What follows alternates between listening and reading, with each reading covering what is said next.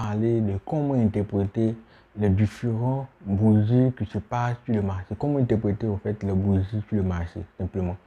Donc, je t'invite à suivre la vidéo jusqu'à la fin pour savoir comment interpréter les bougies. Parce qu'il faut comprendre que c'est un langage en fait. Donc, langage, si vous ne comprenez pas ce qui se passe sur le marché, vous n'arrivez pas à déceler les informations, le langage que le marché donne, vous ne pouvez pas communiquer avec ce marché.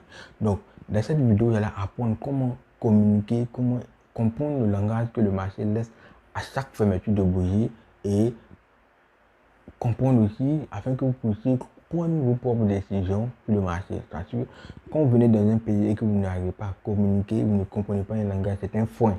C'est un frein, ok, pour votre affaire, c'est un frein pour un business que vous voulez faire avec la population de ce pays. Donc, il faut comprendre le langage. Donc, ici, le langage, c'est le graphique. Le graphique véhicule des informations, surtout le graphique des chandeliers japonais. Donc, je vous invite à suivre la vidéo jusqu'à la fin pour comprendre cela et communiquer désormais bien afin que vous puissiez gagner beaucoup d'argent sur le marché. Merci et on se retrouve sur les vidéos. Dans cette vidéo, nous allons voir comment interpréter les bougies, comment lire le graphe au fait. Ok? Il faut savoir que la majeure partie des traders utilisent les chandeliers japonais. Sinon, il y a la courbe aussi également. Donc, si je vais chercher, il y a la courbe, il y a les chandeliers japonais et il y a également un outil encore.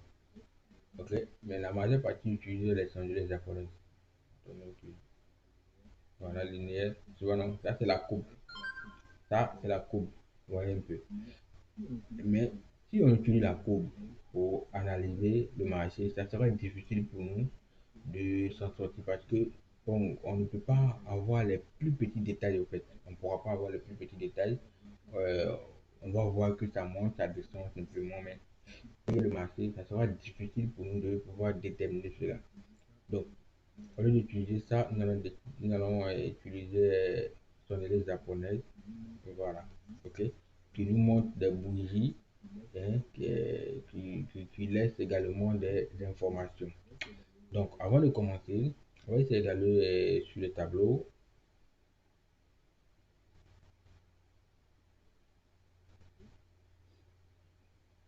Ok.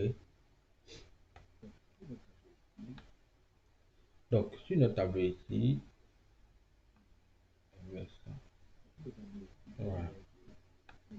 Donc, sur le tableau ici, il faut savoir que les bougies là comportent de cette manière. Voilà. Ok. En fonction des paramètres que tu vas faire, ça peut être rouge, ça peut être vert, ça peut être bleu, ça peut être rouge, ça va dépendre de toi. Donc, les couleurs dépendent de tout un chacun de vous. Chacun a son appréciation. Chacun pense que cette couleur-là, il aime ça. Donc, des couleurs-là, en tout cas, il n'y a pas de, il n'y a pas on appelle ça comment? Il n'y a pas de, impossible de dire que il faut avoir telle couleur. Non, non. Cette couleur-là, vous pouvez choisir dans les paramètres. Mais l'information qui se passe sur le marché, c'est ce que nous allons voir ici. Quand on voit une bougie avec des messes comme ça, donc ça, on les appelle les messes. Ok? Voilà, ça, on les appelle les messes. C'est également ici, le dernier aussi bas, on appelle les messes. Et ça, c'est le corps. Donc, une bougie chandelier japonaise est composée de messes et puis de corps. Ok? Le corps là, il y a l'ouverture et puis il y a la fermeture. Les messes, ça représente que le marché, au cours de la formation de cette bougie-là, est monté jusqu'à ce niveau, ok, ce niveau plus bas, ok, ou bien monter jusqu'à là, ou bien monter jusqu'à là, descendre jusqu'à là, ok.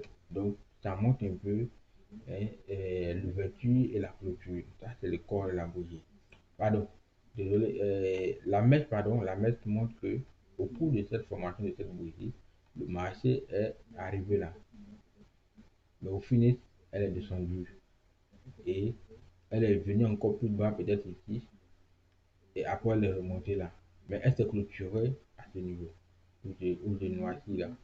et peut-être c'est ouvert à ce niveau où j'ai noirci là. Ok. Mais le maître montre que au cours de la formation, le marché a varié, a oscillé jusqu'à ce niveau et est revenu là. Donc, en fonction de la couleur que nous avons choisie, on saura peut-être que ce sont les vendeurs ou bien ce sont les acheteurs qui ont dominé au fait. Donc, voilà pourquoi il est important de connaître ces couleurs qu'on a choisies dès la base, ok, dès le BABA. Donc, ici, par exemple, nous avons pris les couleurs rouges comme des bougies baissières et les couleurs vertes comme des bougies haussières. Et pourquoi une bougie devient verte et l'autre devient bleue de façon quand le marché avance.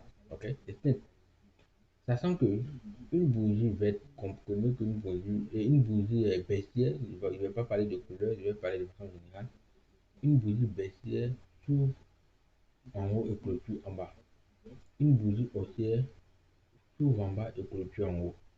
Donc, pour qu'une bougie puisse être verte, dans notre cas ici,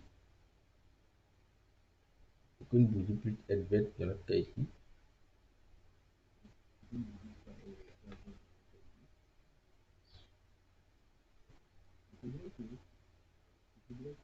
hein, pour qu'une bougie soit verte dans notre cas ici, il faudrait que, hein, je vais mettre une bougie rouge derrière là.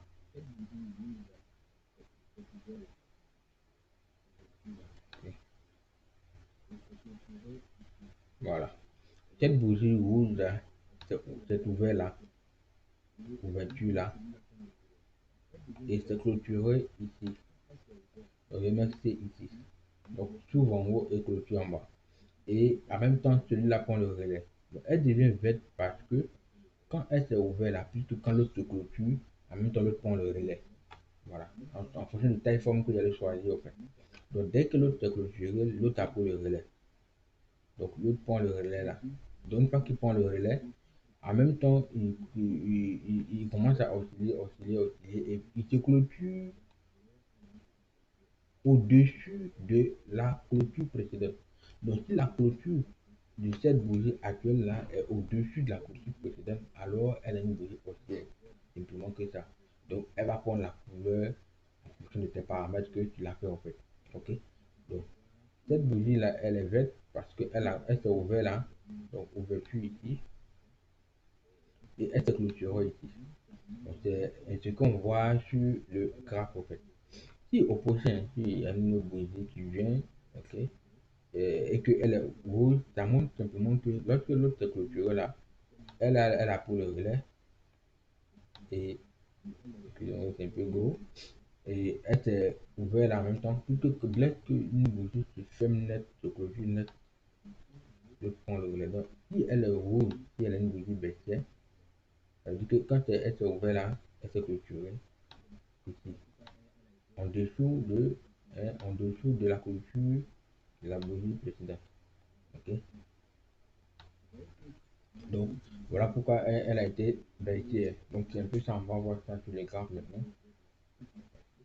Voilà.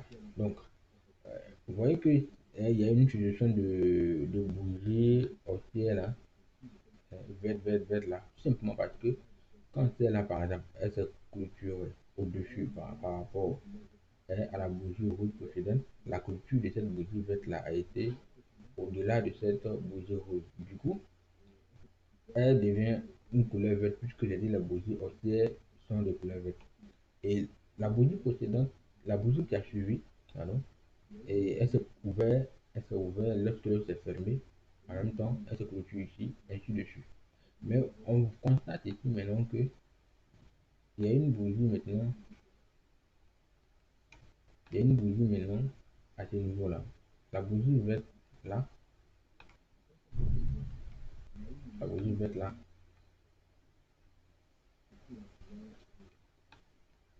voilà. Après cette bougie verte là, on a eu maintenant une bougie qui a pris la couleur rouge.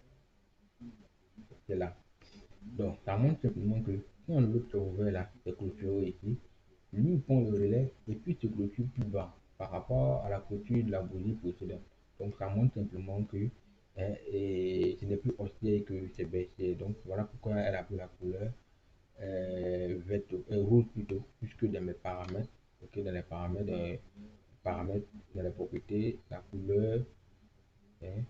la couleur, pardon, couleur, voilà, j'ai choisi la couleur bougie baissière, voilà, rouge et bougie haussière, verte, hein, voilà. Donc voilà pourquoi on a eu ça. Donc quelqu'un qui prend par exemple bleu, c'est pareil aussi. Voilà, c'est pareil. Il n'y a pas de différence. Donc, on va essayer maintenant à aller en profondeur pour lire un peu ce que les bougies passent comme information en fait. Ok? Donc, prenez le temps, par exemple, on a une mèche comme ça, et que c'est une bougie verte, c'est une bougie haussière, on va le dire comme ça, que c'est une bougie haussière. Ça montre simplement que les acheteurs ont essayé de les jusqu'à ce niveau, mais au final, c'est les vendeurs qui ont dominé au fait. Donc, ça veut dire que les vendeurs ont pour le pouvoir et les vendeurs ont le appui, comme on le dit. Les avons. Donc, vous voyez un peu là, on a une bougie qui est verte et elle monte jusqu'à là et au final, elle se clôture et elle laisse une mèche comme ça. Donc, ça montre que ils ont essayé d'aller encore plus haut, mais il y a eu un barrage, que, il y a une barrière, il y a une barrière devant eux, donc qui les a empêchés de continuer leur élan. Donc, du coup, ça les a appuyés et ça les a fait descendre en fait. Donc, c'est un peu ça que ça montre un peu les mèches au fait. Donc, les mèches, ce sont des traces au fait qui montrent qu'il y a eu la présence de certaines personnes, des opposants qui ont été là au fait, qui les ont repoussés au fait. Il y a eu la présence des opposants. Du moins aussi qu'on voit par exemple qu'il y a la mèche des deux côtés aussi. Il faut comprendre que c'est comme si ils ont essayé de repousser vers le bas et après ils ont essayé de repousser vers le haut, l'opposant. Voilà, donc ça montre un certain équilibre en fait. Donc il peut y avoir même des bougies qui n'ont pas de corps. Donc que la clôture et l'ouverture, la clôture pour l'ouverture est au même milieu, soit au même milieu. Par exemple, ici, un truc comme ça. Ça peut être un de ce genre, mais seulement que peut-être c'est le sprite. Ok, le sprite, c'est la commission du broker, en fait. Donc, ce qui fait que il peut y avoir des bougies, donc des corps, malgré que la clôture et la fermeture ont lieu au même moment. Je vais changer la couleur.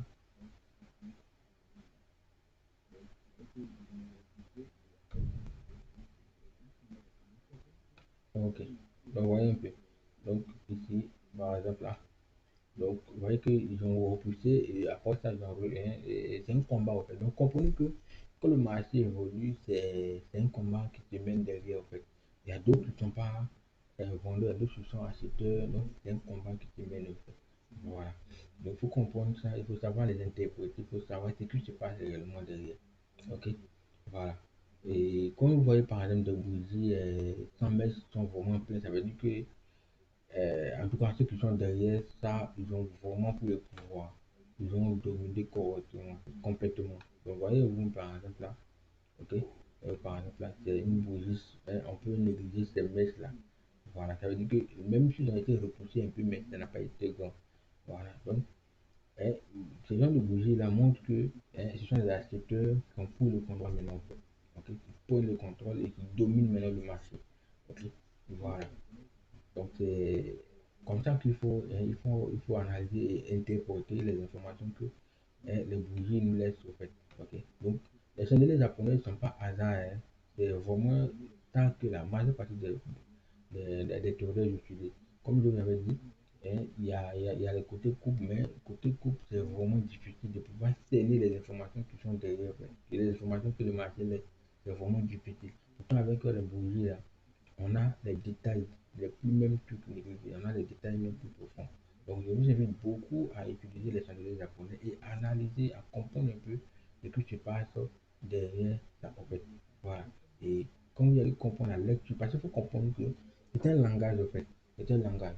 C'est un langage, les bougies, chandeliers japonais, c'est un langage. Mais si vous n'arrivez pas à comprendre ce langage-là, il va être difficile pour vous de pouvoir communiquer avec le marché et prendre vos propres décisions. Donc, je vous invite beaucoup à travailler sur cette partie. Avec cette vidéo-là, déjà, vous avez déjà les bases qui vous permettront au moins de comprendre que les messes qui en laissent là, ça montre que ce sont les vendeurs ou c'est les architectes qui ont repoussé, qui ont fait avancer le marché à tout cas ce niveau. Donc déjà, vous avez déjà l'information. Donc à vous maintenant d'aller plus en profondeur pour découvrir certaines informations, puisque c'est un langage. Ne pas connaître par exemple certains verbes et penser que tu comprends tout, comprends un peu tous les mots et tout ça de la langue. Non, non. Passons un petit aperçu pour vous montrer un peu le langage et l'information que le marché laisse à travers ces signes-là. À travers ces signes-là déjà, vous savez que voilà l'information que le marché veut montrer en fait. Donc il faut travailler avec les symboles d'appel pour comprendre un peu ce qui se passe avec ça. Donc c'est juste ces petites informations-là dont je vous invite à aller en profondeur. Cliquez en dessous de cette vidéo, vous aurez un ebook à télécharger et qui vous montre les détails. Parce qu'avec ça, vous allez un à un pour comprendre tous les informations, tous les langages, tous les signes, tous les mots en quelque sorte que le marché nous donne. On ne pourra pas finir, ça sera énormément. Mais avant de vous laisser, déjà, je vous montre un peu cette partie, par exemple, là. Comme je vous ai dit tout à l'heure, là, voyez-vous que là, ça montre clairement que on a arrivé à un moment que ce sont les acheteurs qui vous ont pris les dessus maintenant, en fait. Et effectivement, vous allez voir que le marché a commencé à aller à la route, en fait. Voyez-vous que le marché a commencé à la route. Pourquoi? Parce que l'information que le marché a laissée là, c'est clair et net. Regardez vous-même. Les vendeurs ont poussé le marché jusqu'à là, pousser le marché jusqu'à là. Mais au final, les acheteurs ont repoussé pour faire monter jusqu'à ce niveau. Et même pour clôturer avec vraiment tout clôturer même plus proche même que l'ouverture. La clôture n'est pas très éloignée de l'ouverture en fait. Donc ça montre que les acheteurs ont vraiment pris le contrôle à ce niveau. Même quand la bougie a été fermée, elle a été clôturée rose, mais ça montre que les acheteurs ont décidé là, ont pris une décision forte là pour pouvoir propulser le marché vers l'avant. Ok, donc cela c'est fait ça clairement et on a constaté que à la suite de ça, on a eu vraiment une hausse de bougies qui sont avancées. Encore un autre point que j'aimerais souligner aussi également, il faut comprendre que ça va dépendre du time frame que vous allez utiliser. Donc ici, on a les plusieurs temps. Si vous venez par exemple en M1, ça veut dire que une bougie représente une minute. Une bougie a pour une minute de se former. Quelque chose qui a pris une minute pour se former, avec quelque chose qui a pris peut-être 4 jours pour se, 4 heures pour se former, une heure pour se former, n'auront pas la même efficacité. Donc, pour les bougies de une minute là, hein, ils sont des, comme on appelle, c'est des bruits en fait. C'est des bruits. On peut pas s'appuyer dessus pour prendre des décisions, en fait, pour prendre des résolutions. Non, on ne peut pas s'appuyer dessus. En tout cas, on peut le faire en un vraiment un très court terme, mais s'appuyer dessus pour prendre des vraies décisions à la longue, on ne peut pas. En faisant cela, on se ment en fait. Mais ça ne veut pas dire que les bougies des LP ne véhiculent pas des informations. Non, on peut se permettre de tourner même dans ces moments-là. Oui, ça, on appelle ça du calcul. Si vous n'avez pas encore regardé la vidéo, pour déterminer votre type de tour, je vous invite à aller regarder cette vidéo-là. Ok, donc merci d'avoir suivi la vidéo jusqu'à la fin. Et s'il y avait des questions, n'hésitez pas à me laisser un commentaire et partager cette vidéo et laissez un pouce bleu pour m'encourager afin que je puisse encore faire plus